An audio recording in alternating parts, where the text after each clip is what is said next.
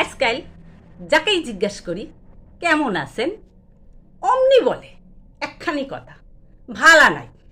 আরে ভালা নাই, কেন ভালা নাই? তার কারণ হয়েছে ব্যথা। আরে ব্যথা ব্যথা ব্যথা, আরে হাঁটুর ব্যথা, কোমরে ব্যথা, গোড়ালির ব্যথা, আর মনের ভিতরে তো ব্যথা আছেই প্রত্যেকটা মানুষের। এই ব্যথার জ্বালা কেউ ভালো নেই। এ তো গেল ব্যথার গল্প।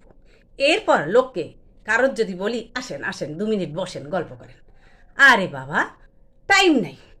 যখনই বলি টাইম নেই, টাইম নেই, টাইম নেই, কেন টাইম নেই? খাওয়ার টাইম নেই, শোয়ার টাইম নেই, ঘুমানোর টাইম নেই।